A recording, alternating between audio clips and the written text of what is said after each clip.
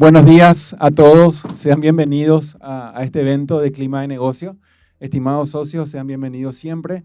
A las autoridades presentes, estimado embajador Iván, bienvenido al Paraguay. Un aplauso para él, por favor, embajador de Taiwán ante nuestro país. Esperemos que sean muchas las visitas, embajador, ¿sí? Desde el Club de las Órdenes. A los representantes de la Embajada de Brasil, también muy bienvenidos. A los representantes de Cotra y a Úrsula Blout del banco. Bienvenida, Úrsula. Creo que estamos todos listos. Arrancando en tiempo, les quiero presentar a nuestros queridos panelistas, ambos socios del club. Arranco con Hugo Roy Aranda, economista. Gracias, Hugo, por tu tiempo y tu amabilidad de siempre. Magíster en Finanzas por la Adolfo Ibáñez de Chile, especialista en macroeconomía aplicada por la Pontificia de la Católica de Chile. Un posgrado en Políticas Públicas del Alberto Hurtado de Chile, socio fundador de Mentu. Algunos cargos ocupados: coordinador técnico de la Unidad Técnica del Gabinete Social de la Presidencia de la República, ministro secretario ejecutivo de la Secretaría Técnica de Planificación y presidente del Consejo de Administración de IPS. Bienvenido, Hugo. Un aplauso para Hugo, por favor.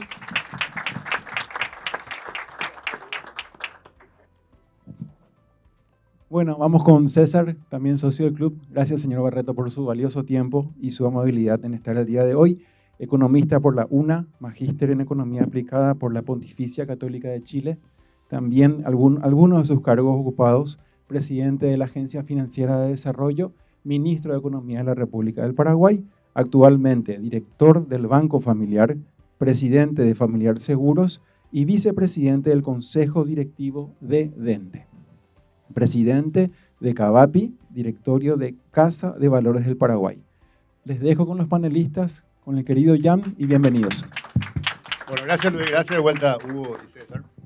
Un poco para poner más en contexto de por qué muchas veces hemos discutido eso, muchas veces les hemos escuchado a ustedes hablando de gasto público, de calidad de gasto público.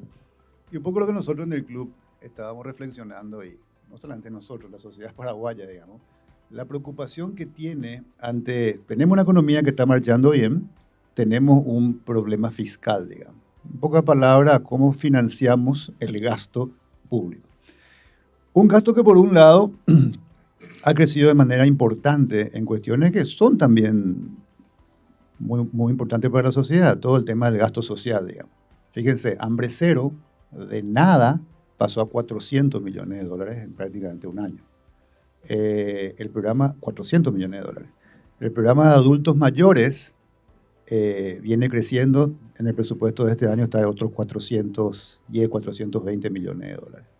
Si a eso le sumas también Tecoporá, que viene también creciendo, estamos hablando de un gasto social de alrededor de $1.000 millones que viene creciendo, que es importante y que es muy difícil ya volverse atrás. Normalmente ese tipo de gasto, volverse atrás, implicaría un costo político muy grande, por lo tanto hay que financiarlo como sea.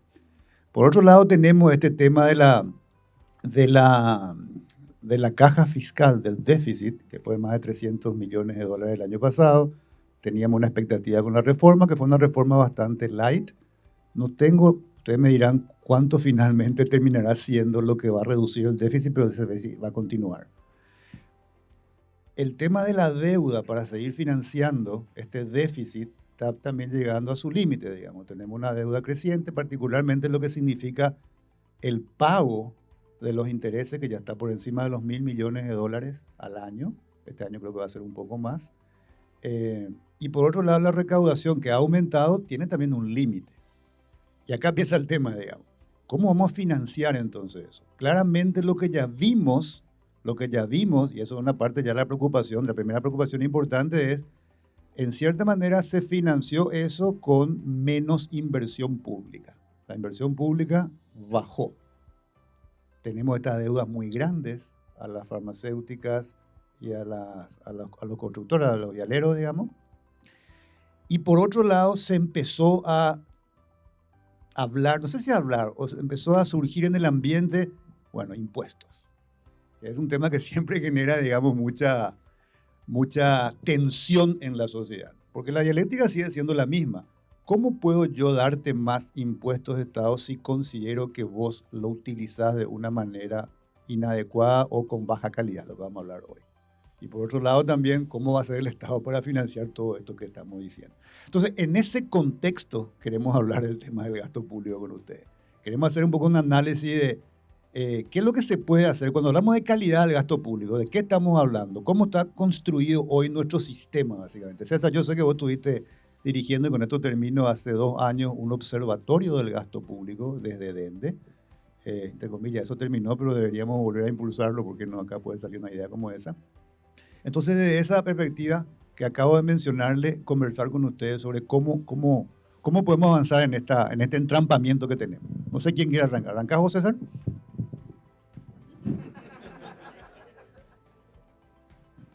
No me diste la chance de hacer lo contrario. Bueno, buen día a todos. Gracias al club por invitarme y a compartir acá con Hugo y con Jan. Es un tema que efectivamente hablamos ya.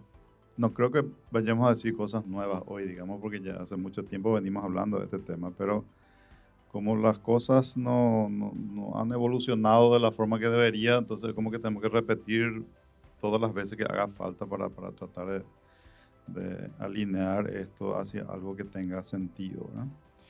Bueno, el problema se ha ido agrandando y complejizando en estos últimos años, ¿verdad? Evaluar la calidad del gasto público no es un tema tan sencillo porque tenés que tener algún punto de referencia para decir este gasto es malo, este gasto es bueno, ¿verdad? Pero lo que nos ha pasado a nosotros es que históricamente como que hemos venido priorizando gastos que no tienen una relación muy directa con lo que es relevante para la ciudadanía. Y hablo del 2003-2004 para acá, en el que el tamaño del gasto público se ha disparado de manera importante, de unos 600 millones de dólares a unos 6.000 más o menos, que es hoy, ¿verdad? Unos 10 veces más respecto al 2003. Y cuando uno mira hacia dónde ha ido esto, mira, finalmente encuentra que aumentó el gasto en educación, aumentó el gasto en salud, pareciera ser como que se fue hacia donde debería de ir, ¿verdad? Pero cuando uno mira en qué se gastó en educación, en qué se gastó en salud, lo que uno encuentra es que el gasto salarial ha sido dominante. Y probablemente por la forma en la que el Estado presta sus servicios, que el servicio público es muy intensivo en recursos humanos, normalmente luego tendría que ser así. O sea, si aumenta el servicio público en el área que sea seguridad, sea educación, sea salud, es muy probable que el gasto salarial sea el que principalmente lleve el liderazgo, digamos, en el aumento de los gastos. El problema es que, especialmente en algunas áreas, la calidad de los recursos humanos que tiene el Estado es muy baja. Entonces, especialmente en educación, porque en salud todavía yo creo que me parece que es más difícil que uno pueda incorporar como funcionario o como un médico, qué sé yo, a alguien solo porque es amigo, por lo menos tuvo que haber pasado en alguna universidad a estudiar medicina mínimamente, digamos, ¿verdad? En la parte de enfermería es más probable que uno pueda hacer malas contrataciones, ¿verdad? Pero en educación se hicieron muy malas contrataciones históricamente, ¿verdad? En seguridad se hicieron muy malas contrataciones históricas, o sea, policías que no están preparados para ser policías, maestros que no están preparados para ser maestros. Entonces, le pagas, aumentó el salario. Hoy un maestro que si trabajara 8 horas como cualquier mortal del mundo, tendría un salario más o menos de unos 8 millones de guaraníes mensuales, que ya es un salario importante, ¿no? Es más, eso era 3 millones de guaraníes hace unos 10 años atrás. Como que aumentó sustancialmente. Hoy, con 8 millones de guaraníes, si uno trabajara 8 horas, pues el problema es que también trabajan mediodía, entonces ellos el salario que ven es de la mitad de eso, ¿verdad? Pero no puede ser que sea eficiente para una persona trabajar mediodía, o sea, uno tendría que por lo menos trabajar tiempo completo, digamos. O sea, hay cuestiones estructurales ahí que dificultan mucho esto, ¿no? Entonces, por la calidad de los recursos humanos que tiene el Estado y que siguió contratando el Estado, con salarios cada vez mucho más altos, creo que eso es lo que a mí, de lo que yo he analizado, por lo menos cuando hicimos el Observatorio del Gasto Público, esa es la parte más complicada. Y que se suma a eso el hecho de que tiene un sistema de seguridad social que es extremadamente beneficioso, se jubilan muy temprano, entonces es como que le contratas a alguien que ya es de por vida, ¿verdad? Le pagas mucho, hoy se jubilan temprano y le pagan una jubilación alta por el resto de su Y vida. eso no está resuelto. Eso no está porque tenemos un problema estructural, tenemos un problema de base, digamos, ¿verdad? Hay un problema de base, o sea, ya tenemos 80.000 maestros, ¿verdad? De los cuales un 70% más o menos no tienen las cualidades para enseñar bien. Hay un 30% que tienen buenas calificaciones en los exámenes, qué sé yo, pero 70% no. Y para poder cambiar estructuralmente hay que cambiar eso. Yo no creo que eso sea posible. Entonces, finalmente, las reformas de este tipo tienen que tener una perspectiva y un compromiso de muy largo plazo, ¿verdad? O sea, en los reemplazos tendrías que vos cambiar la política. Por eso nosotros insistimos mucho, y vos sabés eso ya, porque hablamos mucho en DENDE de esto, insistimos mucho en la ley de la función pública, que en los concursos públicos se dan efectivamente concursos para incorporar a la gente. O sea, esas reformas eran importantes para nosotros por ese tema. Y la reforma de la carga fiscal, obviamente, que yo creo que la edad mínima de jubilación no puede ser 53 años de edad. Pero estas dos reformas, Sí. ley de la función pública y la caja fiscal, que podrían ayudar a mejorar estructuralmente este problema de tener mucha gente que tiene un salario importante, pero que no tiene las capacidades y que se jubila muy pronto, estas dos leyes que son nuevas, relativamente nuevas, ¿te parece que de alguna manera van a ayudar a mejorar esto estructuralmente? Porque tu cara veo que no tanto. Muy poco. En la ley de la función pública es una mejora, hay una mejora importante en la forma que se manejan las remuneraciones generales en general. O sea, la política de remuneraciones pasa a ser controlada por el Ministerio de Economía, que es un paso importante. Pero en los concursos hace mucho que hacen concursos, pero hacen concursos inventados. Entonces, ya saben a quién le van a contratar y le ponen dos currículums al lado que no pueden competirlo con este y le contratan a este que quería contratar. Entonces, como que los concursos están amañados y nosotros insistimos mucho porque esos concursos no los realicen ellos directamente, que sea con intervención de terceros, ya sea con el Viceministerio de Capital Humano que maneje los concursos o ya sea a través de terceros e incluso privados que realicen los concursos. Y eso no fue imposible, hubo una oposición brutal. Los políticos no querían saber nada de eso porque saben de que ahí está el centro de la cuestión, ¿verdad? Y en el tema de la reforma de la caja fiscal, 53 años de edad es el promedio al cual se estaban jubilando luego. O sea, las jubilaciones promedio son los 53 años. La edad mínima era para los maestros era como 45, pero está bien, la mínima sube, pero sube al promedio y el promedio no es suficiente. Yo creo que tiene que subir por lo menos a 62 años de edad hoy, la edad mínima de jubilación. Pero ¿se sabe cuánto va a generar este tema de... El Muy déficit poco, de la caja muy fiscal poco. fue de 350 millones de dólares. 360. ¿Y ahora cuánto sería con esta reforma más light? Y lo que pasa es que hay una trampa ahí que todavía yo no puedo calcular bien, que es que solamente aumenta la tasa de los aportes para aquellos que siguen teniendo déficit, pero se agregó un aporte estatal del 10%. Entonces, creo que el Fondo de los Maestros, por ejemplo, no entra en déficit porque tiene que primero computar el 10% del aporte estatal. El aporte patronal sería, ¿verdad? Al computar eso, los maestros van a seguir aportando 16, aumentarían sus aportes sí los militares y policías, que ha de ser 15 millones de dólares más o menos por año, ¿verdad? No tenemos entonces claridad. Los 350 No lo tengo porque millones... no puedo calcular exactamente. Okay. Tampoco el gobierno nos dijo nada al respecto. ¿Cuánto es lo que va a ser el déficit que bajó? Ellos habían estimado unos 40 millones de dólares menos de déficit, ¿verdad? Que es en vez de mínimo. 350, 310. Más o menos, sí. Bueno. Hugo, tu perspectiva. Pon el micrófono. Estoy totalmente de acuerdo con lo que dije. Lo que me presionó usar la palabra. No, un solo comentario con respecto a lo que dijo César, con quien comparto plenamente.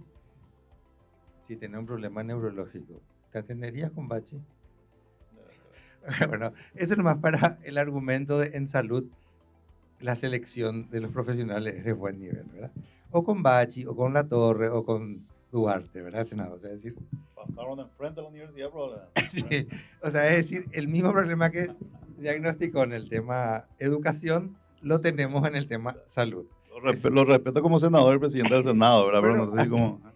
Bueno, eso también hay un problema de calidad en la contratación del personal de salud a todos los niveles. Son los mismos criterios clientelares y prebendarios, eso nomás. La única diferencia. Quisiera a lo mejor dar otro en cada. Le decía a la primera presidenta mujer del Club Ejecutivo, ahí en el café, de que me pasé el fin de semana pensando qué decir, ¿verdad? Y la verdad que esta madrugada me desperté así con la frase dato mata relato, uniendo el tema de clima de negocios, que es una percepción, versus situación fiscal, que es un dato. La percepción se construye a partir de datos, ¿verdad? O de interpretación de los datos. Entonces, la situación fiscal y la situación de las políticas públicas, de alguna u otra manera, genera más incertidumbre. Y eso afecta al clima de negocios. Y al afectar el clima de negocios, afecta al costo de operar los negocios en el país. ¿Qué datos? Un déficit fiscal que no es claro cuánto se tiene.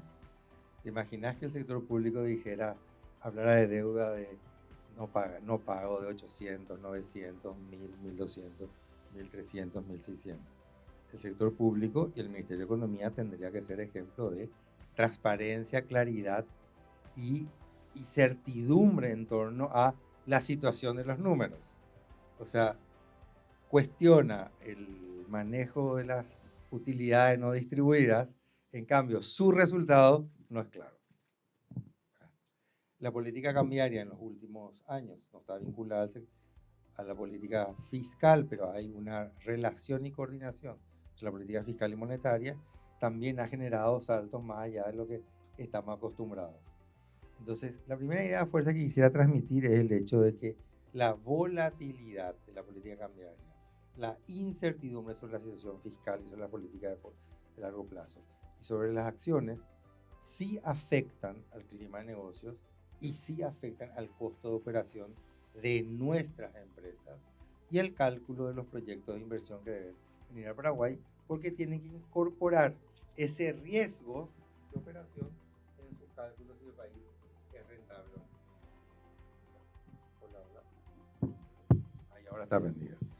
Entonces, ese es un punto que quisiera plantear. El segundo punto que quisiera plantear es,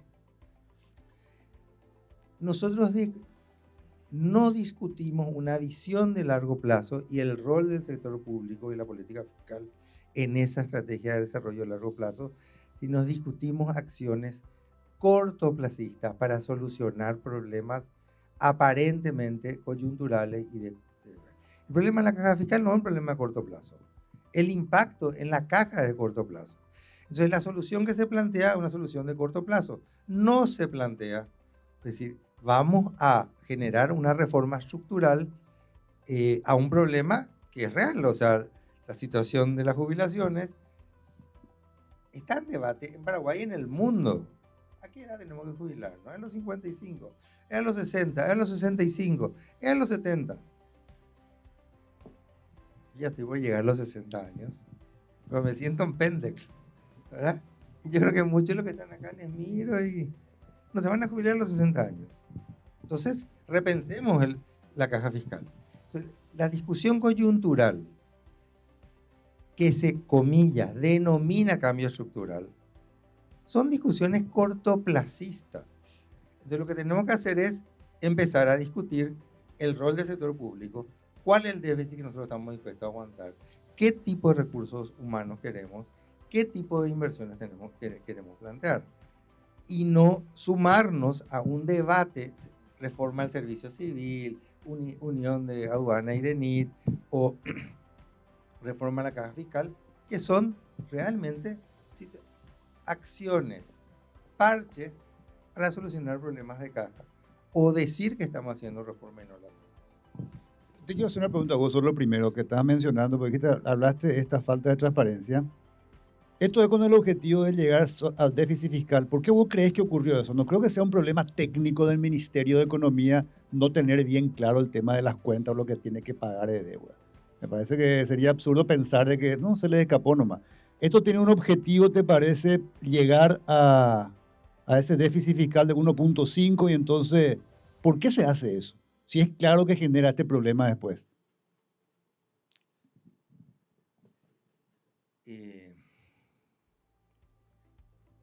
nosotros presentamos una operativa de triangulación comercial.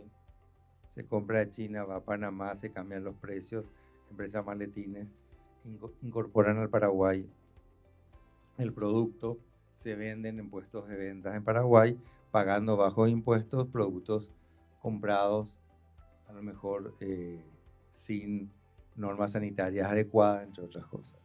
Una vez que se presentó esa carpeta, cuando digo nosotros estoy hablando del Centro Importadores y otros gremios, se presentó esa carpeta al Ejecutivo, la información de aduanas se bajó del portal de aduanas, del DNI.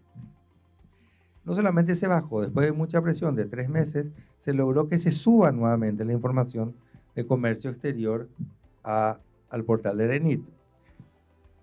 Pero sin los datos de la empresa, sin el dato del RUC, sin el dato del despachante, sin datos que permitieran identificar quién eran esos importadores. La verdad que gracias a la transparencia de la información en China, gracias a la transparencia de la información en Panamá y la de Paraguay, se pudo hacer ese cruce y se pudo demostrar cómo era el modelo de negocio de ese tipo de empresas. ¿Por qué cuento este caso? Porque bajar la información y subir información sin identificar, luego una presión gremial de 3-4 meses, fue intencional. Dicho esto, respondo a tu pregunta. El no contar el déficit y el mantener la deuda separada, no registrada, es intencional, ¿verdad? Y es intencional con dos objetivos, de generar un número que nos permitiera decir cumplimos la norma, pero en estricto rigor a nosotros nos interesa el sentido de la norma. El sentido de la norma es no generar una presión fiscal, no generar un déficit fiscal, de tal forma de generar condiciones macroeconómicas para que el sector privado tuviera un superávit fiscal, tuviera un superávit en su relación ahorro-inversión y pudiera invertir más o generar mayor ahorro, ¿verdad? Entonces, si yo genero un déficit, le estoy obligando al sector privado que genere más ahorro, que invierta menos. Entonces, intencionalmente, el sentido es, nosotros tenemos un sector público que está generando déficit, está obligando al que el sector privado genere un superávit, y eso oculto esa información para distorsionar el debate. Por eso yo hablo de discusión sobre la visión de largo plazo. No las cuestiones coyunturales. Cumplir la norma o no cumplir la norma, claro que está bien cumplir la norma, pero eso es trivial en relación a tener un comportamiento fiscal que obliga a que el sector privado invierta menos o esté obligado a ahorrar más. Cuando yo pago impuestos, lo que estoy haciendo en última es gastando menos de lo que genero. Entonces, intencional. Y cuando dijiste también, porque dijiste otro tema, la volatilidad del tipo de cambio, te refería a que esto se mantuvo artificialmente muy bajo, también intencionalmente muy bajo, No. más allá de la corriente. ¿A qué te referiste cuando dijiste? Lo que me refiero es, hay condiciones externas que generan presiones a que el tipo de cambio local vaya disminuyendo, ¿verdad? Sí. Pero el permitir cierta volatilidad en un día, o no permitir, o no dejar, o no garantizar cierta disminución gradual, sí, eso es, depende de qué tipo de intervenciones tiene el Banco Central. Independientemente de que también habiendo observado operaciones de Itaipú o entidades públicas, muchas veces las mismas entidades públicas operaban en el sentido de profundizar los cambios. Pero el Banco Central, en concreto y muy directo, no funcionó como debería haber funcionado para manejar eso más gradualmente. ¿Eso es lo que querés decir? Sí. Intencionalmente. ¿Y cuál es la intención de tener un dólar tan bajo? Y no sé si intencionalmente, intencionalmente al decidir no intervenir para facilitar una disminución gradual del tipo. ¿Y eso qué gana el país con eso? Y deberíamos preguntarle a Carlos. Ahora, yo creo que tu pregunta es interesante, Jan, porque yo lo que digo es, muchas de las decisiones son decisiones de política. Una política clientelar, la no contratación pública, intervenciones cambiarias del Banco Central, o a lo mejor una relativa pérdida de independencia del Banco Central, que todos tenemos una duda razonable al respecto, o una política fiscal no transparente. Cuando nosotros, el sector empresarial, no estamos generando presión en el debate público de las políticas públicas, lo que estamos generando, lo que estamos permitiendo es que las decisiones de políticas públicas tengan un tinte político. Entonces allí es el espacio que nosotros dejamos de tener y le estamos dando al actor político. Puedo decir que no hay ese debate. Desde el sector privado no hay un debate, una presión sobre la reforma estructural de la caja fiscal hace años. ¿Vos crees que no? No, está bien, te pregunto. ¿Vos crees que es insuficiente? Creo que la foto de familia, por así decirlo, de la semana pasada de FEPRINCO fue muy buena. Y creo que estuvo motivada porque hay 2 o 3 sectores que están con el agua, con la línea de flotación ya muy alta y ahogándose por el no pago de deuda. Pero el no pago de deuda es un problema coyuntural. El malgasto público o decisiones de inversiones, o sea, la disminución del nivel de inversión o la no calidad del gasto es un problema estructural, no un problema de corto plazo. Entonces, ojalá la foto de familia se dé cuando no se realizan los concursos públicos. Ojalá la foto de familia se dé cuando el tipo de cambio tenga una variabilidad muy grande. Ojalá la foto de familia se dé cuando las binacionales tienen gasto de responsabilidad social. O sea, hoy en salud se gasta más en la Fundación TESAI que en el Ministerio de Salud Pública. Y estamos cuestionando nosotros eso. Ok, clarísimo. César, vuelvo. Esto como mencionaste, vuelvo a lo que había dicho, son cuestiones tan estructurales. Yo hoy no le puedo bajar el salario a la gente, eso ya queda claro. Por ahí no va a venir el ajuste. Yo también mencionaba que muchos de estos gastos sociales nuevos, como Hambre Cero, va a ser muy difícil volver atrás. ¿Por dónde vamos a calzar esto? Porque finalmente esta realidad existe, este déficit, la presión hacia el déficit existe, o se recauda más, eso tiene su límite, se aumentan los impuestos, no sé si eso, aparentemente el gobierno se mantiene en la posición de que no van a aumentar impuestos. ¿Va a seguir calzando por menos inversión pública? Con lo que eso impacta, digamos, también a la economía, al país, básicamente, en términos de infraestructura y todo ese tipo de cosas. ¿Por dónde vamos a calzar? A ver, en primer lugar, yo veo de difícil cumplimiento la ley de responsabilidad fiscal ya hoy. Y no hoy, los próximos años, ¿verdad? Porque el gasto estructural ha aumentado a tal nivel que o sea, para poder cumplir eso, tiene que bajar la inversión pública a la mitad de lo que sería este año aproximadamente, ¿verdad? O sea, ya prácticamente nada, eso ya sería como... ¿Cuánto de este año? Y sería alrededor de 1.4% del PIB por ahí en total. ¿Y cuánto era antes?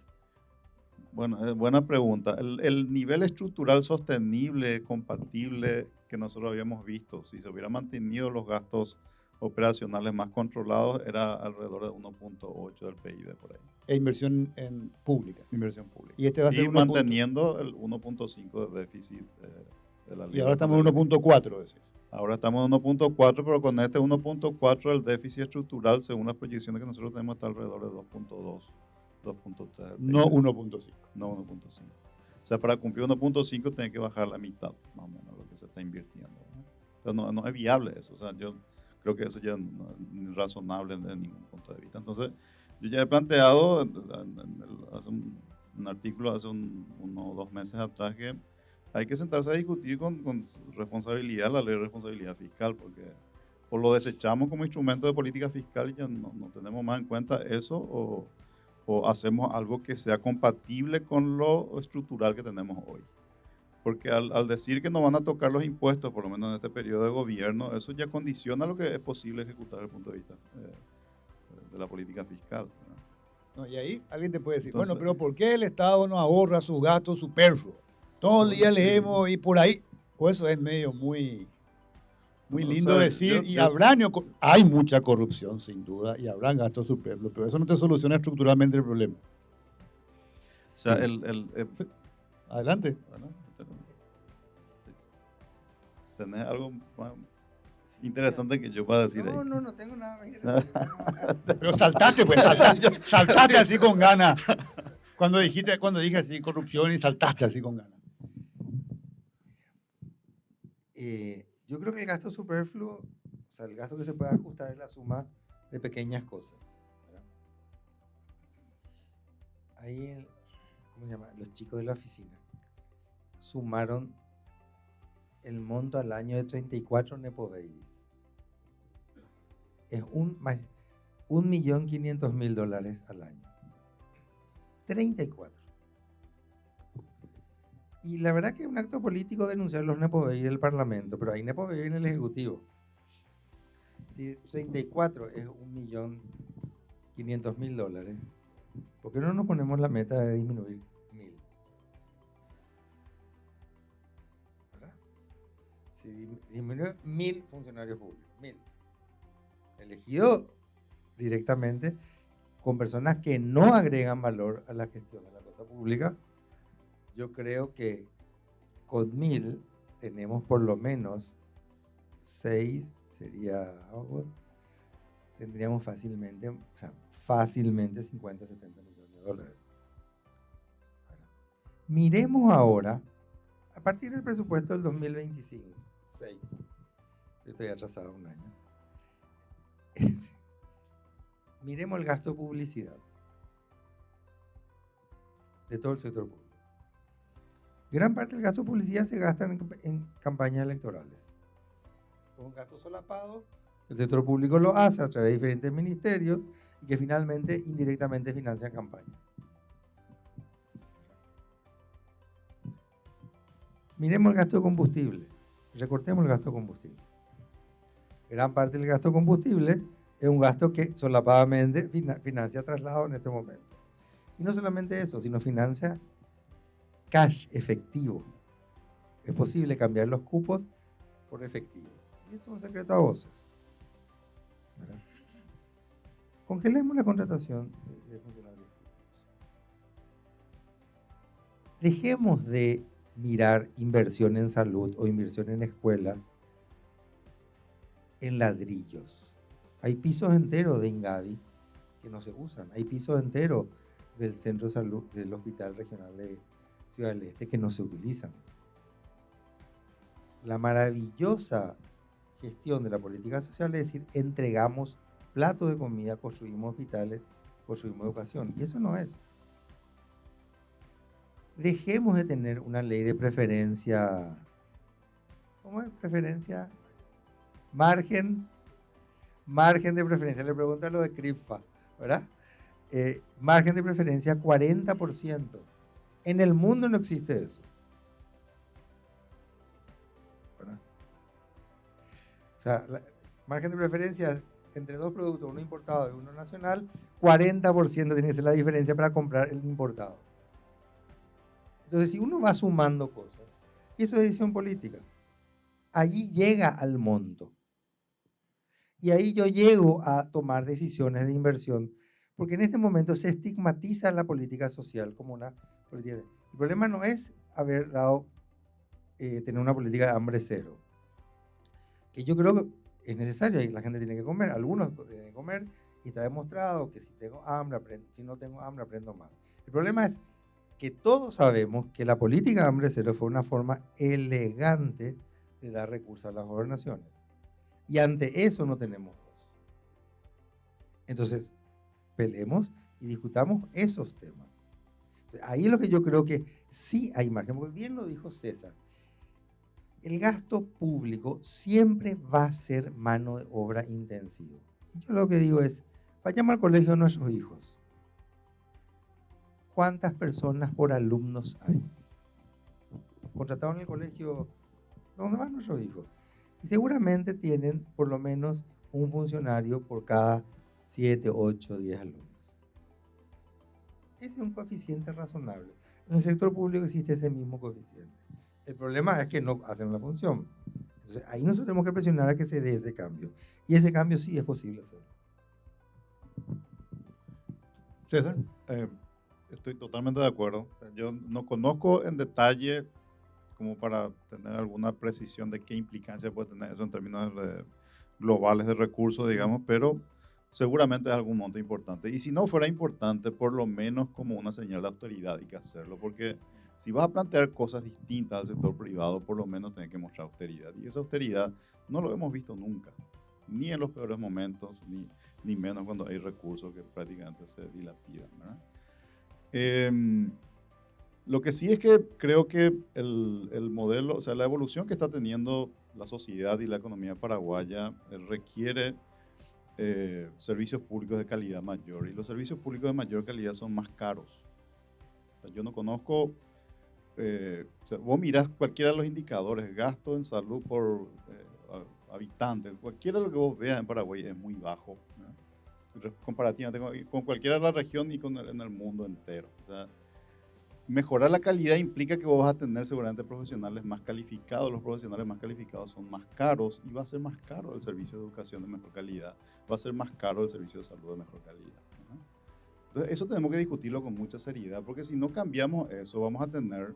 El sector privado cada vez está más dependiente de los servicios públicos en general. Mencionamos estas dos cosas porque son muy relevantes para en general, digamos, pero después hay todo un conjunto de servicios logísticos que nos impactan más directamente, que la calidad es bajísima también, ¿verdad?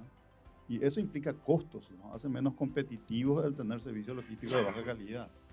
Entonces, si nosotros no logramos resolver este modelo de Estado que no responde a lo que estamos buscando, por lo cual requiere nuestra participación en estas discusiones, ¿verdad?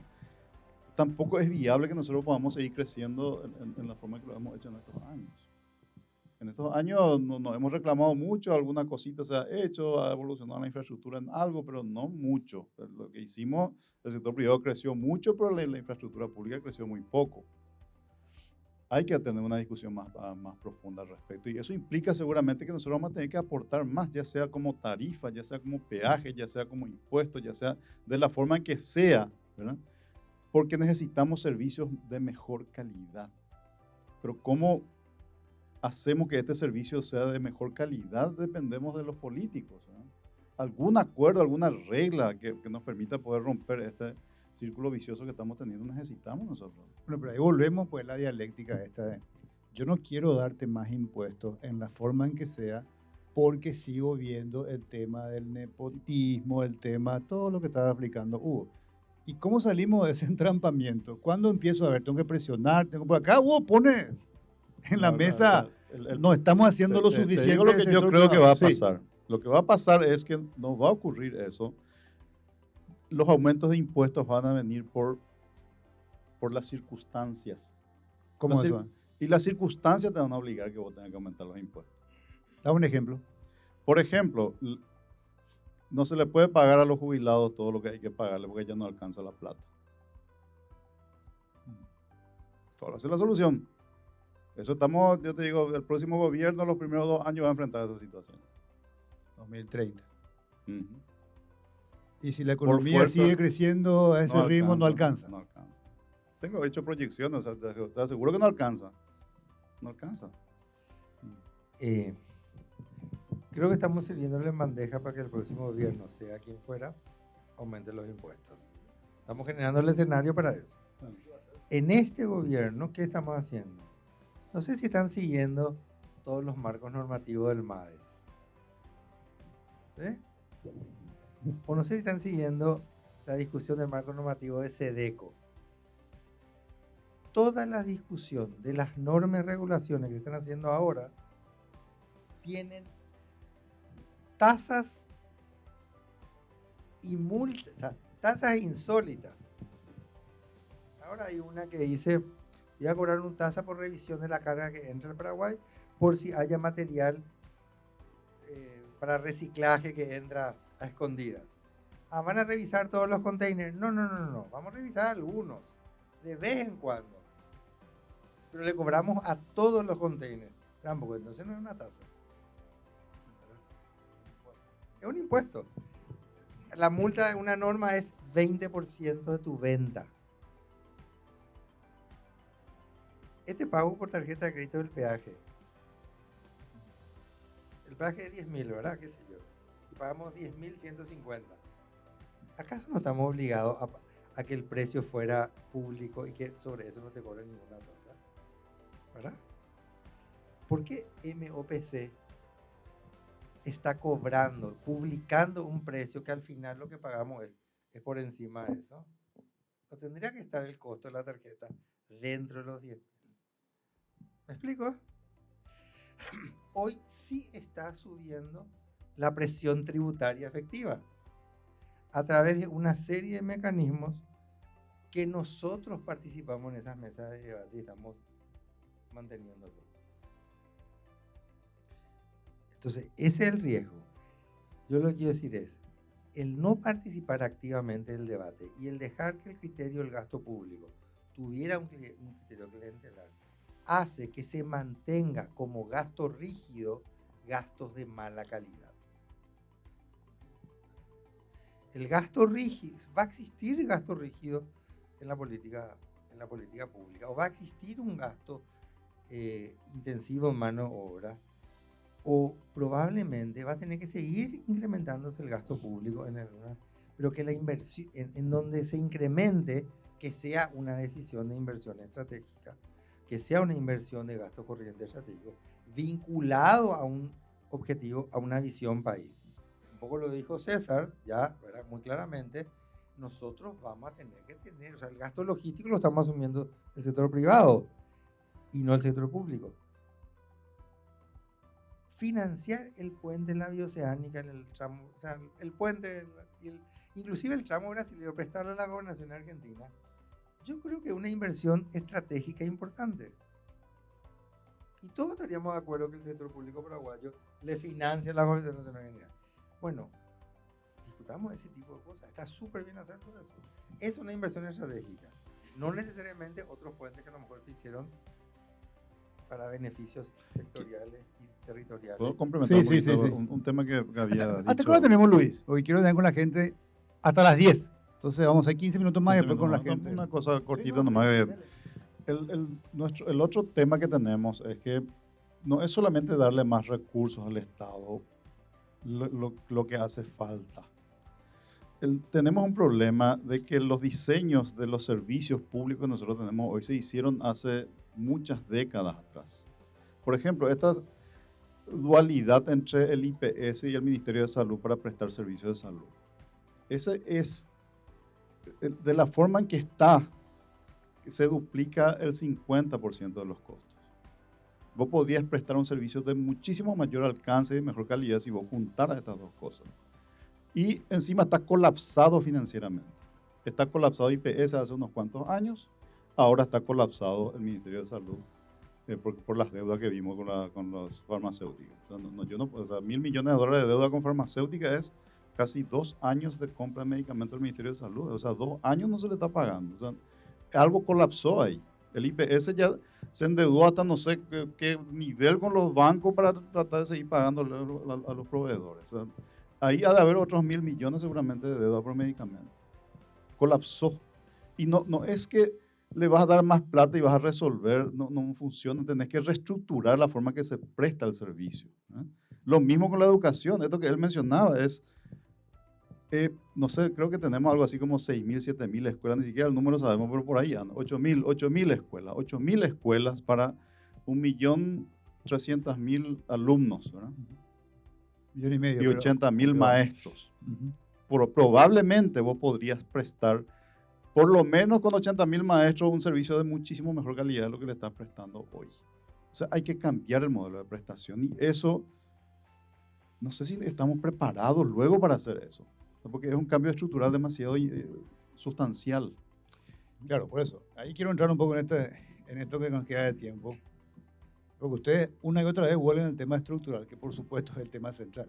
Y tu planteamiento, Hugo, es muy directo. Muchas de estas cosas que ocurren también porque desde el sector privado, y particularmente las organizaciones del sector privado, no han tenido la capacidad en todos estos años de enfrentar directamente estos problemas más estructurales, y cuando lo hacen es cuando el agua le llega al cuello. Cuando hay una norma que afecta directamente a un gremio en particular, sí ese gremio y tal vez otros es capaz de reaccionar y ponerle un freno. Pero en cuestiones mucho más estructurales, como la que están mencionando, que definen la calidad de los servicios públicos, eso no ha sido la norma. Un poco lo que dijiste en términos generales, cuando dijiste la foto de familia está, y muy bien que esté, en algunos momentos ya críticos. ¿Cómo se hace eso? Porque finalmente eso venimos viendo. Y la otra pregunta en realidad que hago es, si esta ha sido la norma en los últimos años, digamos, pareciera ser que tuviésemos que haber estado mucho peor de lo que estamos. Finalmente, en términos, digamos, macroeconómicos, en términos de estabilidad, los 2 grados de inversión, esto es lo que te puede decir pues alguien, digamos, del gobierno en este momento. Te puede refrescar en la cara, bueno, ¿acaso no tuvimos 2 grados de inversión? Esta gente de Standard & Poor's, ellos pero se le puede joder así tan fácilmente y no saben todo esto. ¿O no es eso lo que evalúan? No sé si me estoy dando a entender. ¿Cómo se entiende esa aparente contradicción entre le dejamos el campo libre a los políticos para hacer lo que quieran y estamos absolutamente en el pozo, pero por otro lado tenemos todavía esta estabilidad o no? ¿O esto es solamente algo que ya va a terminar? La verdad, ya en que yo prefiero preguntar que responder. Lo tuyo es muy fácil. No, el otro día me fui a hacer publicidad, ¿sí? Al evento de ADEC, creo. O sea, el evento de ADEC con el Ministerio de Obras Públicas y Comunicaciones. Yo estaba ahí en el Distrito de Perseverancia y veo los autos de la ministra y del gabinete del MOPC saliendo. Unos autos, unas camionetas espectaculares 4x4, ¿verdad? Y yo decía, ¿de dónde compran esas camionetas? Sí, están en crisis. Y la verdad que después me respondieron, en los proyectos en las licitaciones de las rutas, ¿verdad? Rutas X, 24 y 24, uno de los rubros es comprar una camioneta para el ministerio.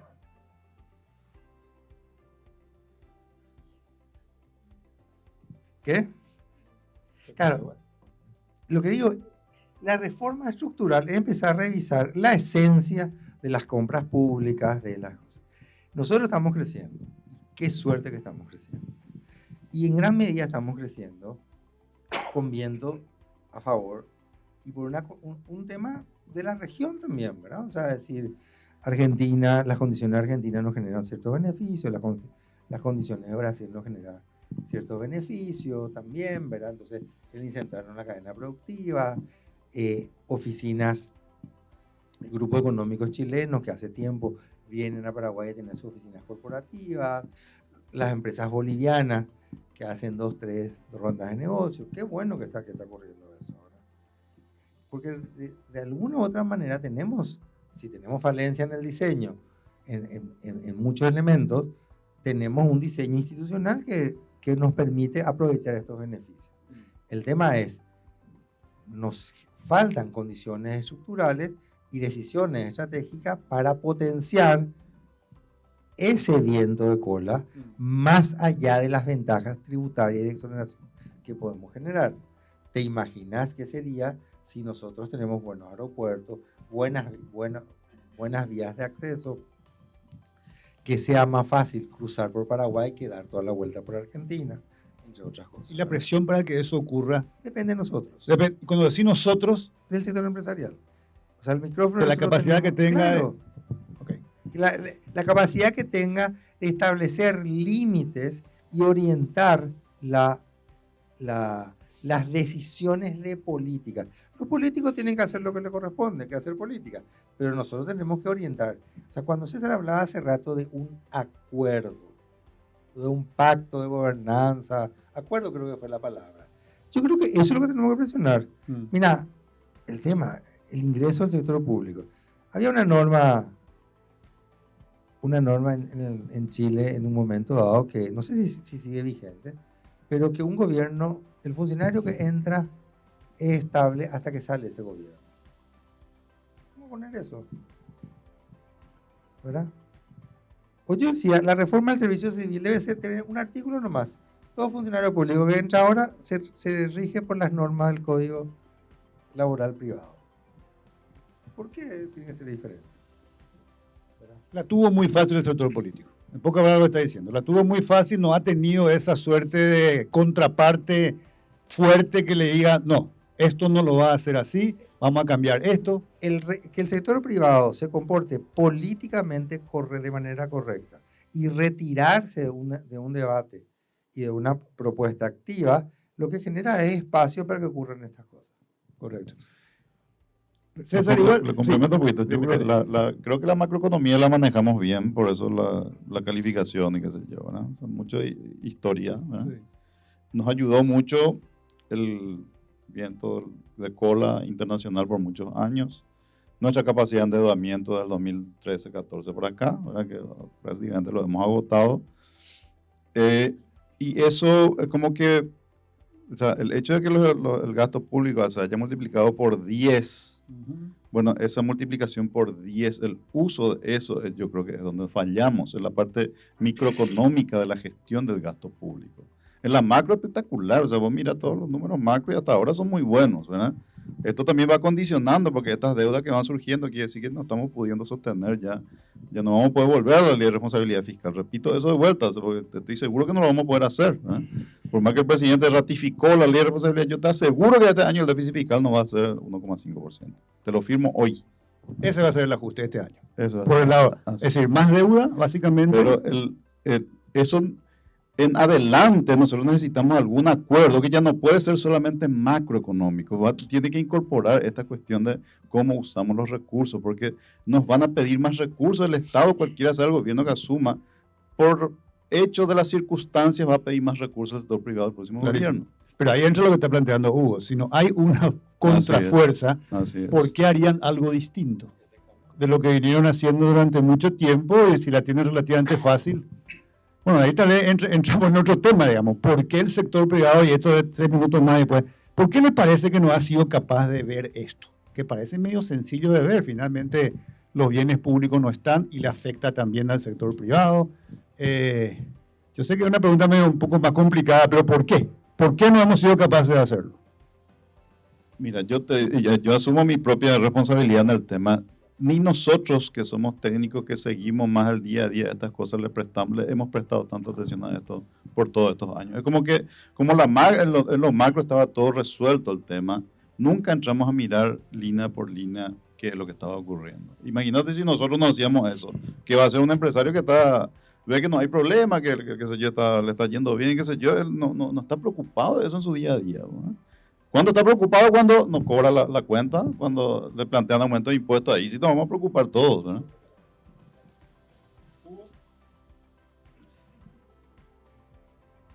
Creo que este fin de semana había un artículo en la prensa que planteaba el árbitro es clave, digamos, ¿verdad? Nosotros tenemos que presionar que el árbitro actúe adecuadamente. Y nosotros, el sector privado, ¿por qué no vio? Porque los números no eran claros, porque se focalizó en aprovechar el viento de cola y crecer, y eso generó condiciones favorables, ¿verdad?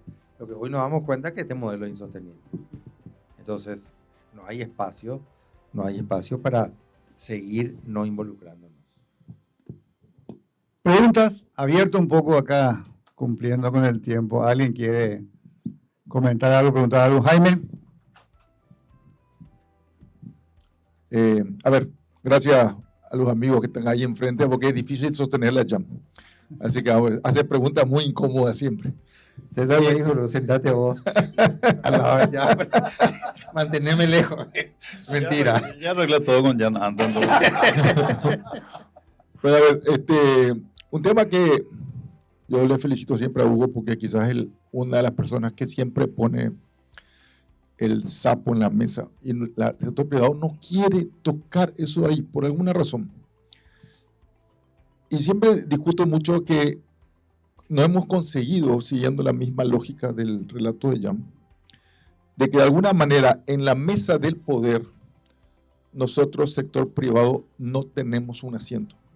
No tenemos, porque vos para sentarte en la mesa de poder tenés que tener de algún modo algo que te legitimice estar en la mesa. Y esa figura de por qué estamos, más allá de la foto y más allá de que el Consejo Empresarial del MIC, que le felicito a Marco, vamos a ver qué ocurre, ¿qué querés discutir ahí? ¿Hasta dónde el sector privado le vas a hacer caso? Pues cada vez, por lo menos algunos de acá, que estamos acá, alguna vez hemos tenido la oportunidad de sentarnos en una mesa donde hay políticos que están haciendo las leyes. Mi conclusión hasta ahora es que al político le interesa escucharte, pero absolutamente no le interesa tu punto de vista.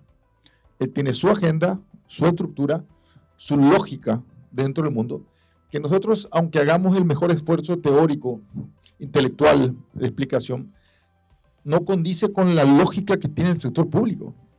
Entonces nosotros hasta ahora no hemos encontrado la manera de tener un puesto de relevancia o de poder para que sea, más allá de la discusión, la denuncia y toda la cosa.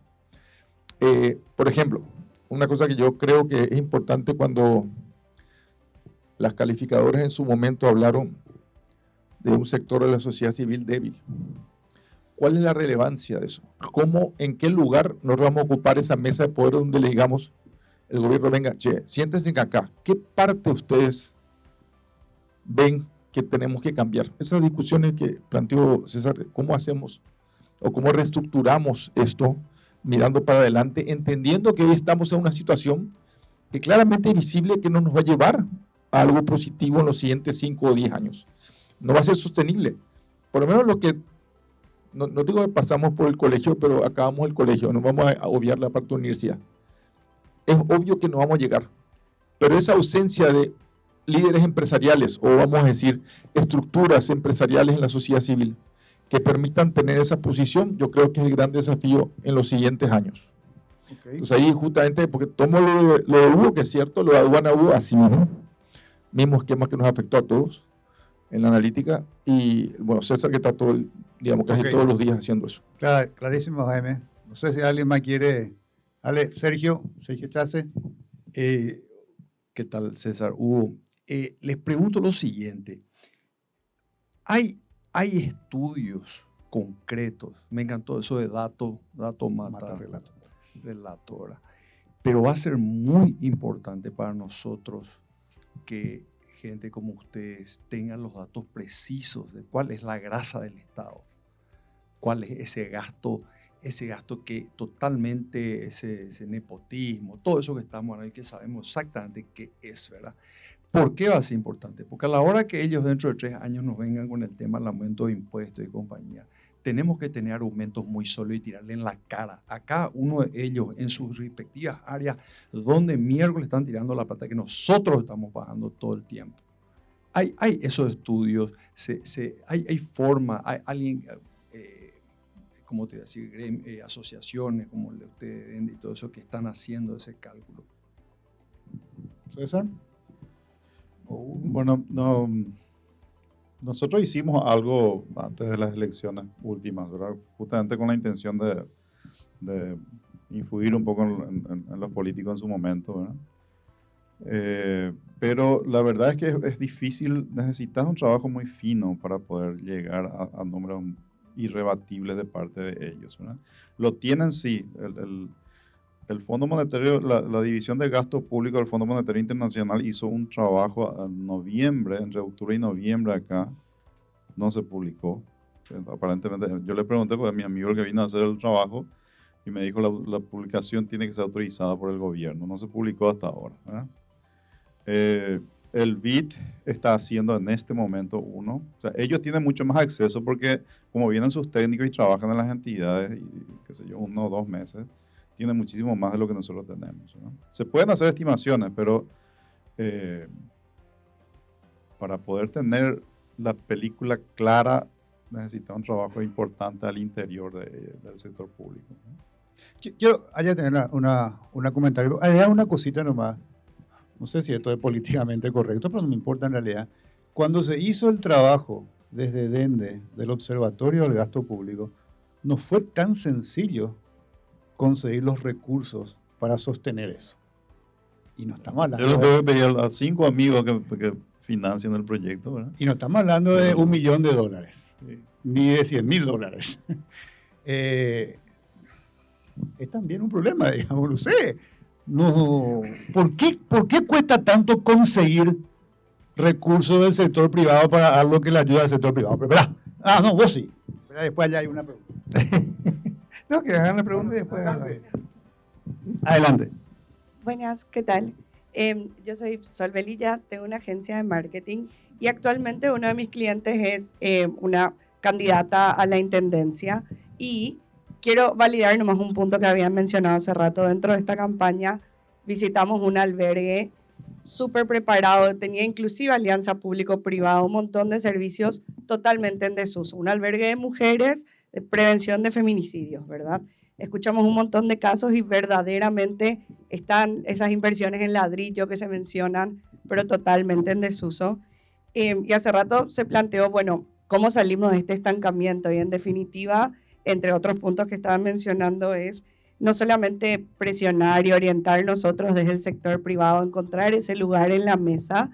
Me parece también importante decir que, bueno, estamos hablando de políticas públicas, por supuesto que también es importante algo concreto que podemos hacer hoy en día, que es salir a votar, ¿verdad? No solamente salir a votar nosotros, sino que tomar realmente conciencia a quien elegimos, indiferentemente a quién sea, en quien nosotros creamos, sino también poder invitar a sus hijos, a sus nietos, que haya participación joven, porque creo que ese es un acto concreto que nosotros podemos hacer desde la ciudadanía para poder empezar a impulsar las diferencias dentro del sector público. Ok, gracias. Hugo, vos querías. Un poco, creo que como que esto es un trabajo técnico y político.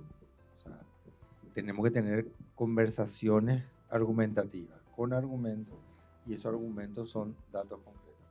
Nosotros como sector privado nunca vamos a tener los números muy finos de la microgestión del sector público, pero sí podemos tener unas pistas de que la cosa se está gastando mal, o sea, decir, y yo creo que allí tenemos pistas.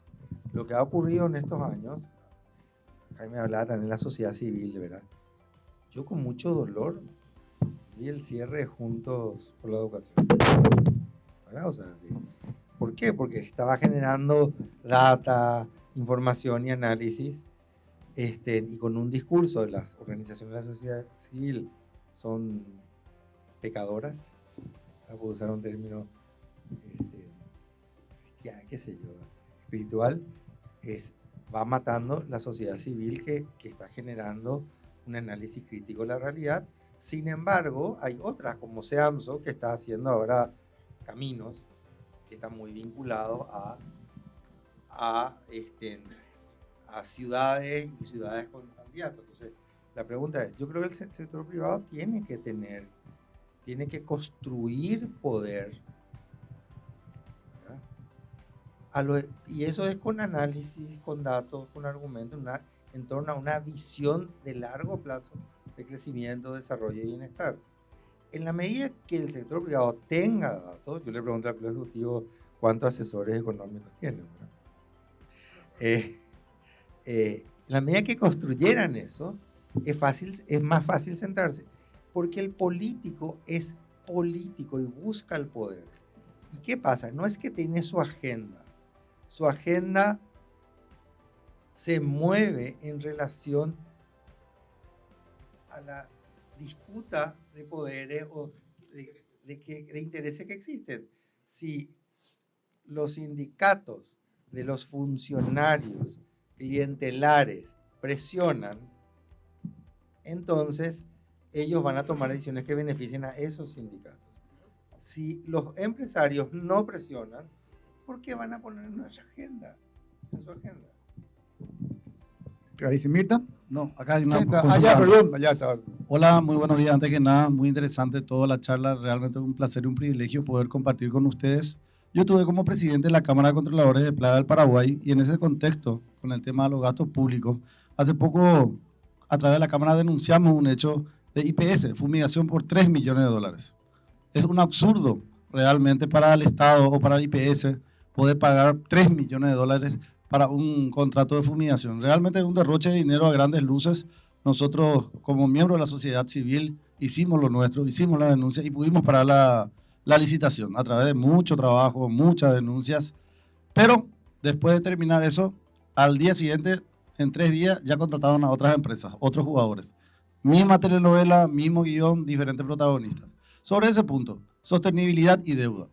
Según ustedes, en este nivel de gasto, ¿ustedes creen que nosotros podemos pagar todas esas deudas, nepo babies, contratos, con ingresos genuinos, impuestos?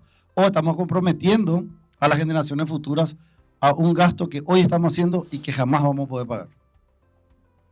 ¿Puedes contestar, César? Qué fácil.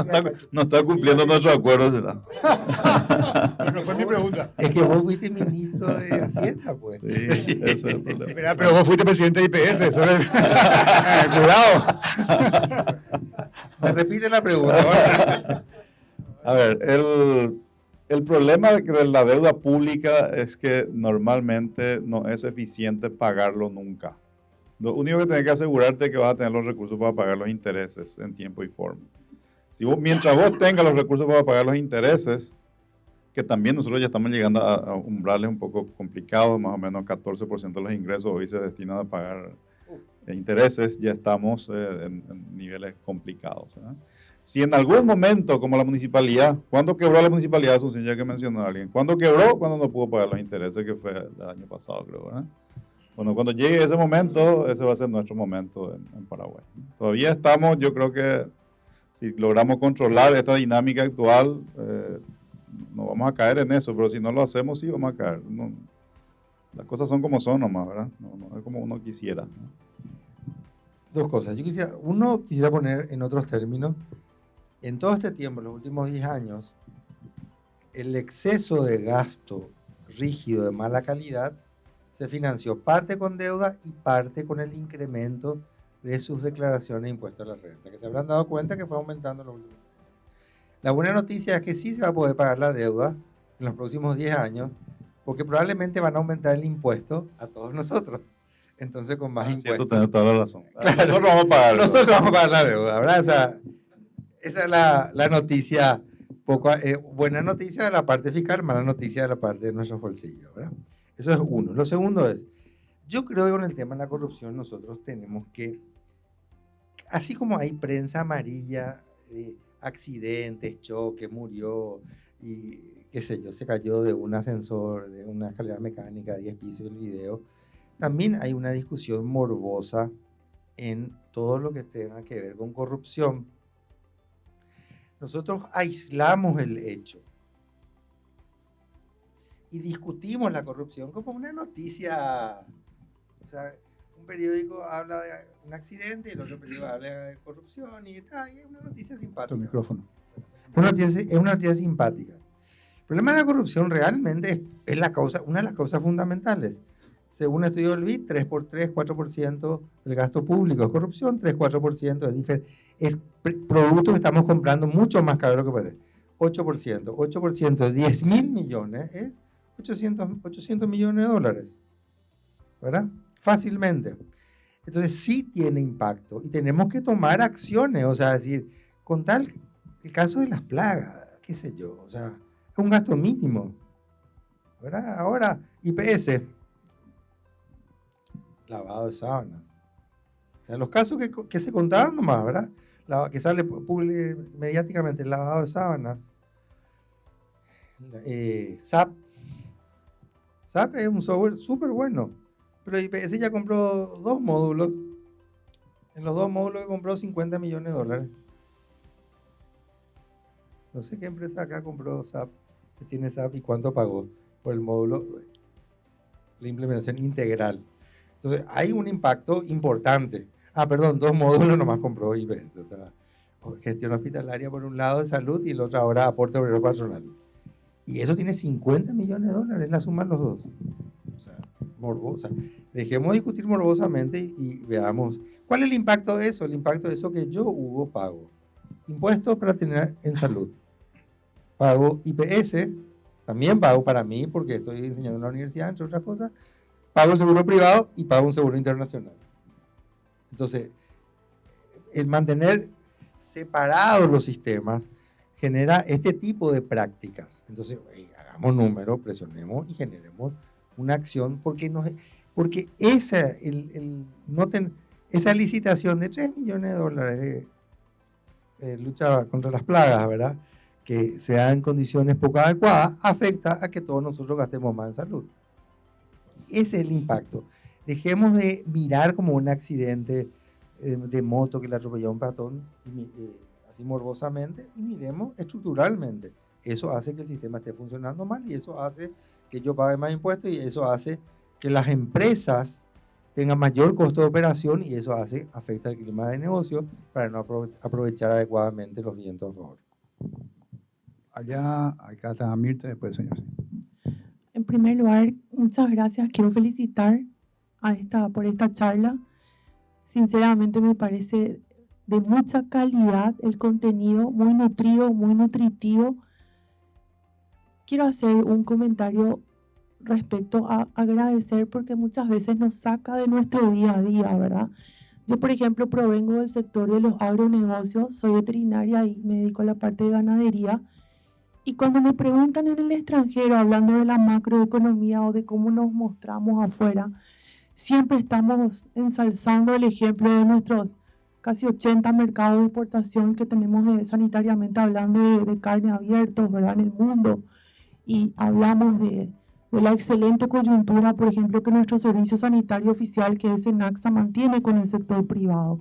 Yo siempre cuento eso, cómo SENACSA trabaja bien con la ARP, cómo hay un buen partenariado público-privado.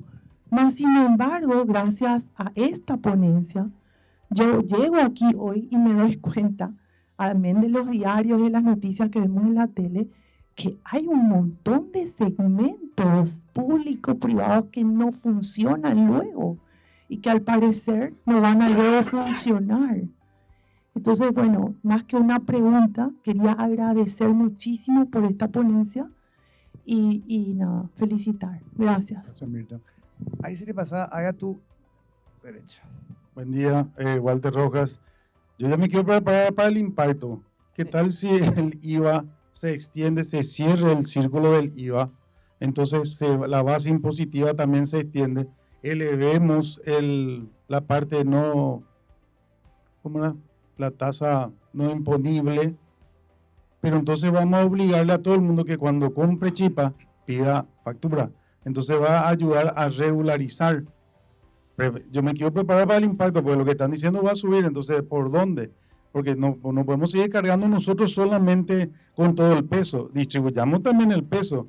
Y a esa gente que ya se va a ver obligada a pedir factura, también se va a poner un poco más exigente. Y también va a haber menos NEPO A, NEPO B, NEPO C, digo yo. Dale, Susan, y después Elías. Nomás respondemos. Bueno, Elías, metele. Acá está Walter, acá hacia adelante. Ya primero, ya primero, perdón, yo no le veo atrás, pues discúlpenme. Adelante. Hola. ¿Qué tal? ¿Cómo están? Buenos días. Una consulta súper fácil y rápida. Ustedes que necesitan datos, información, estadística y todo, ¿cada cuántos años estiman que se debe hacer un censo nacional?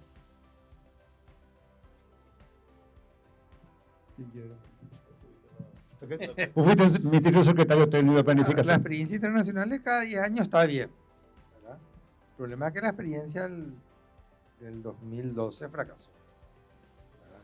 Se hizo mal, que no es la metodología, porque en el 2012 también cambió la metodología del censo, que es en vez de hacer un día, se hace en un periodo de un mes, y uno va a través del dato de la familia y si no le encuentra, vuelve una semana después y se van cruzando.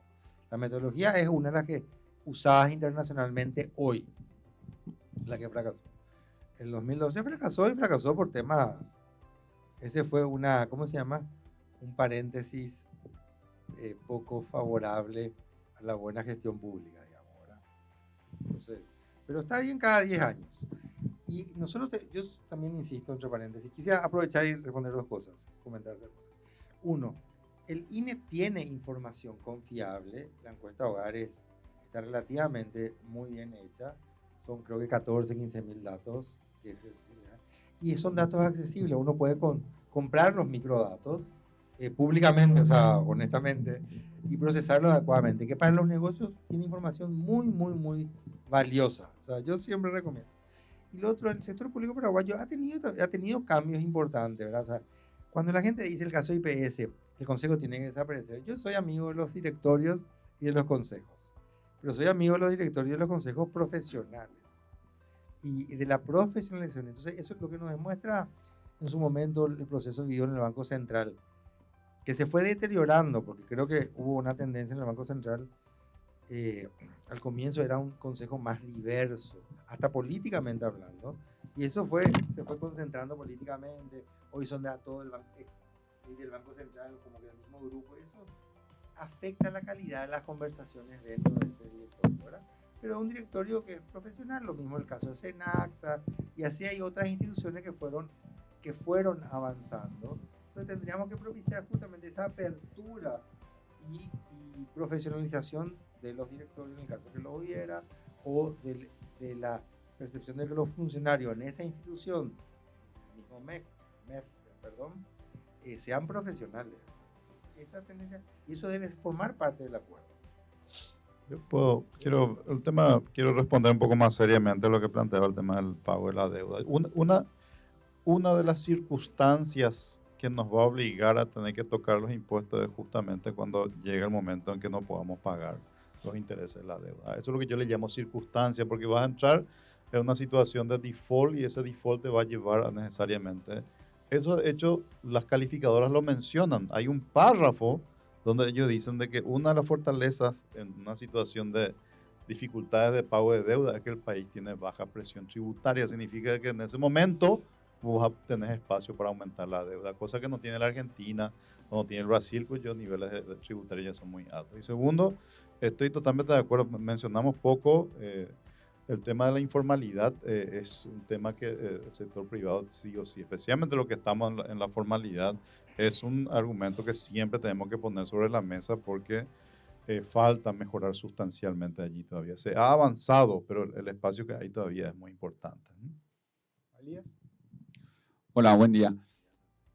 Creo que el problema está súper claro.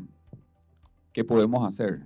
O sea, si el tema del aumento de los impuestos va a venir indefectiblemente porque vamos a llegar a un momento de crisis, ¿ustedes creen que hay espacio para lograr algún consenso de parte del sector privado y armar una mesa de negociación ahora, donde el objetivo sea sinceremos nuestro presupuesto, veamos qué cosas del sector privado? O sea, yo lo que pienso es, si el impuesto me va a subir adelante en un periodo de crisis, ¿por qué no ofrecemos ya eso hoy, pero con la condición de que se haga algo con relación al gasto? Que sea más un proceso de negociación.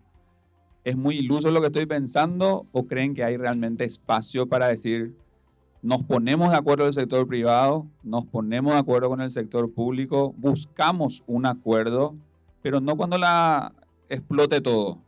Hoy hagamos un acuerdo y yo hago una propuesta. Vos, ejecutivo, no querés subir los impuestos. Yo te ofrezco subir los impuestos, pero necesito que hablemos del tema del gasto y hagamos un acuerdo de los dos lados para que esto no explote. Porque yo creo que si esto explota, perdemos nosotros, pierde el ejecutivo, pierden los políticos, perdemos todos. ¿Hay espacio todavía en este gobierno o esto ya es así algo muy... Estoy soñando en Disneylandia? Propuesta concreta, buenísimo. Van a responder. Ahí hay una pregunta, por favor, y un comentario. Elías, ¿tu micrófono? Sí. No. Esa ya es la última, después le dejo. ¿Qué tal? Mi nombre es Juan Carlos Ocio, vengo de Bolivia. Se hizo mención a los inversionistas que vienen de nuestro país. Y bueno, creo que se está tocando un tema muy importante, que es el de analizar si es necesario o no subir impuestos. Aquí simplemente pongo sobre la mesa si hay algo que hace atractivo al Paraguay en los últimos años para atraer inversión extranjera directa, es precisamente la baja presión tributaria que tiene el país y que además la sabe vender muy bien, ¿ya? Además de su simplicidad en cuanto al sistema tributario que tiene. Aquí se ha puesto un tema, el señor puso un tema muy importante, ampliar la base tributaria, que no es lo mismo que subir impuestos. Es decir, todos deberíamos pagar impuestos, ¿no? Eso por un lado, y creo que el debate está en o subimos impuestos o cambiamos el rol del Estado, el modelo de país que queremos tener. Porque evidentemente cada vez más va a ser más difícil cubrir el déficit fiscal con el Estado como lo estamos percibiendo hoy en día, que tiene que ser un Estado hacedor, un Estado benefactor, un Estado que participa en todo, cuando hay muestras claras y ejemplos claros de que no necesariamente tiene que ser así. Al Paraguay todavía no ha llegado la inversión extranjera directa de los miles de millones de dólares, porque está esperando realmente un país mucho más transparente, objetivo y serio en materia regulatoria.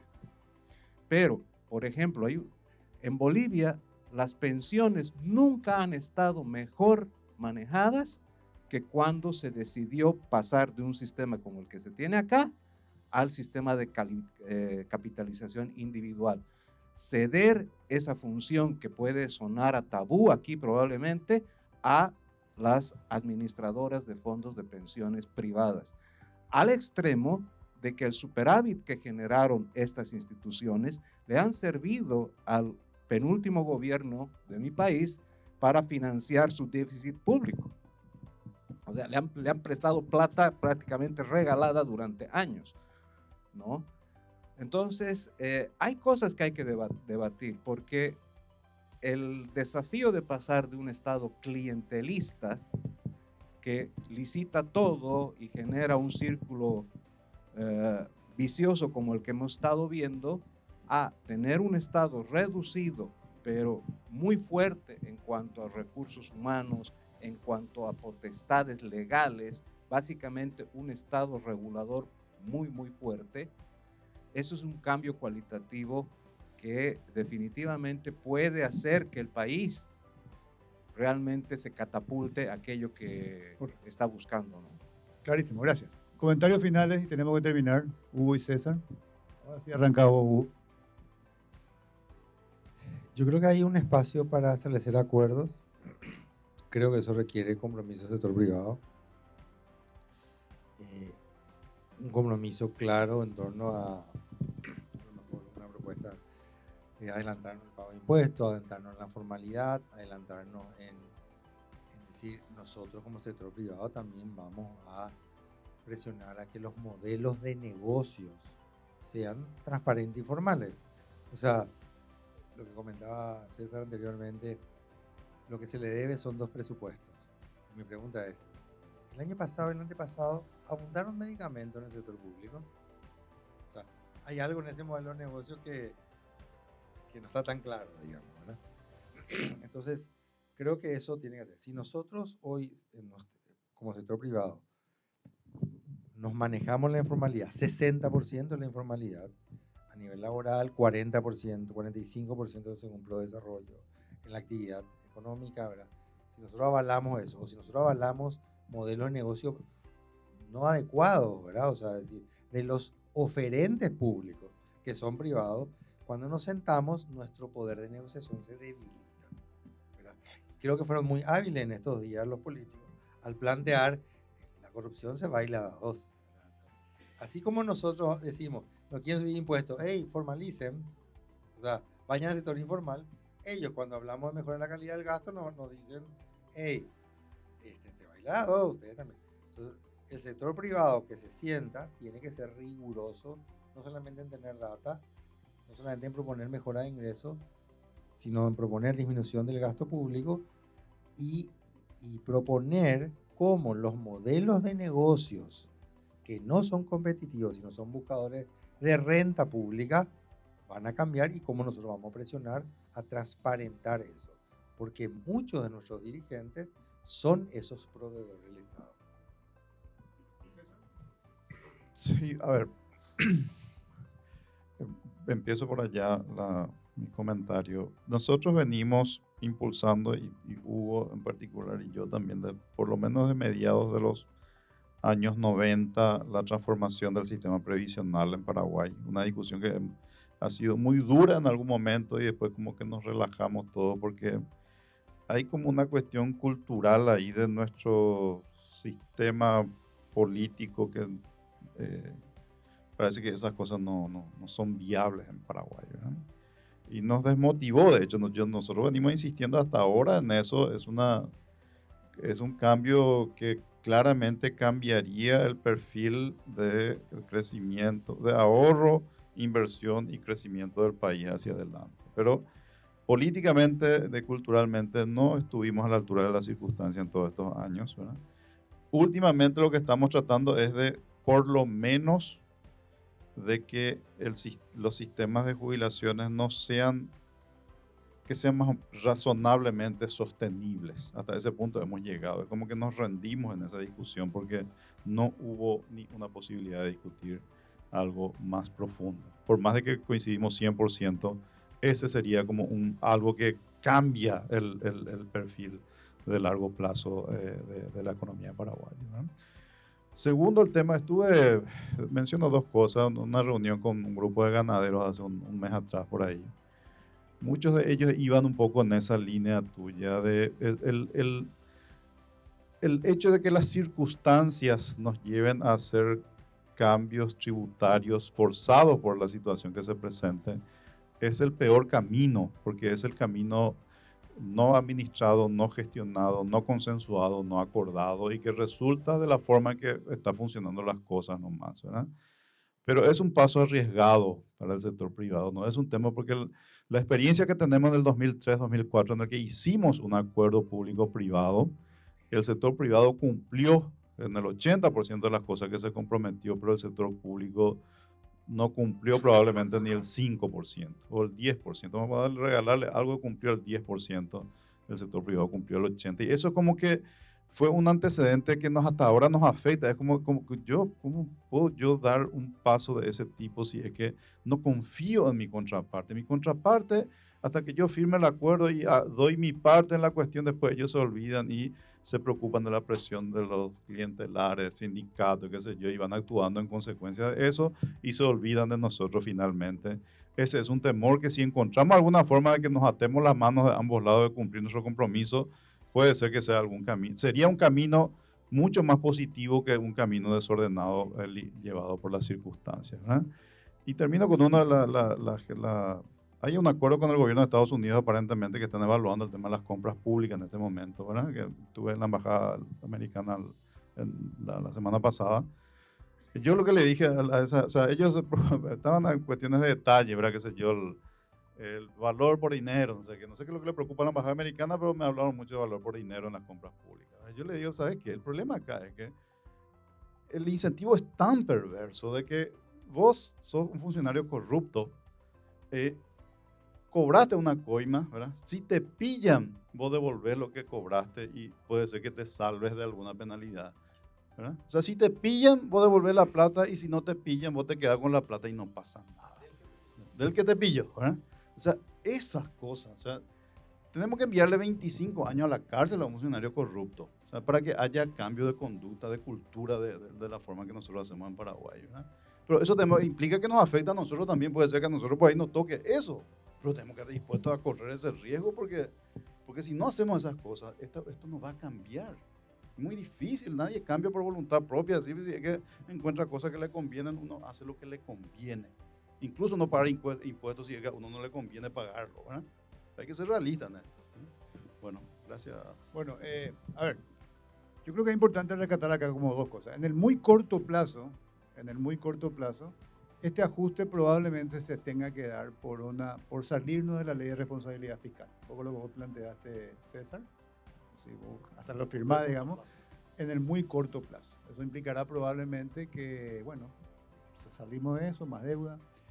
Y de alguna manera, no catastrófico, pero ese sería el ajuste en el muy corto plazo. Y gradualmente vamos a ir, o el gobierno va a ir introduciendo de manera por ahí sutil el tema del aumento de impuestos. De diferente manera, tasas especiales, ese tipo de cuestiones. Eso puede ajustar. En el mediano plazo, probablemente ya implique algo mayor como una suba definitiva de impuestos ante una situación que puede ser ya más límite en el tema de no poder ya seguir pagando los intereses de la deuda que están superando $1.000 millones al año. Pero eso no te soluciona, y acá en la segunda parte, en el largo plazo, o en el mediano y largo plazo, el tema estructural sigue presente de un rol del Estado que se ha vuelto cada vez más disfuncional para el desarrollo sostenible, digamos, que ha tenido ciertos éxitos en términos macroeconómicos, pero que claramente, y podemos estar todo el día citando ejemplos concretos de estado clientelar que genera pocos bienes públicos y ese tipo de cosas. Esa realidad o esa situación básicamente genera incentivos perversos dentro de la clase política para continuar de esa manera. Si no encuentra una contraparte o una fuerza que se oponga a eso de una manera decidida, lo más probable es que eso continúe y los ajustes se hagan en función cuando ocurre la urgencia, aumentando impuestos o lo que estamos diciendo. ¿Quién puede generar esa contrafuerza o esa contraparte? Bueno, el sector privado tiene en teoría los recursos, no solamente económicos, de organización, políticos, en el sentido de organización también, ideológicos, que si lo utilizara para este tipo de cosas pudieran empezar a haber cambios. Acá hay propuestas como la que dijo Elías, se pueden haber otras propuestas también, pero mientras eso no ocurre, y parece que no ocurrió, y solamente ocurre cuando hay una urgencia determinada, la foto de familia que utilizaste, mientras eso no ocurra lo tendrán seguramente todavía bastante fácil. Entonces la invitación es que, esto es para continuar la conversación, ¿cómo hacemos las organizaciones, los gremios, para empezar a plantear desde esa perspectiva la presión o la contrafuerza a una lógica política que está continuando desde hace mucho tiempo? Gracias, Hugo. Gracias, César. Gracias a todos.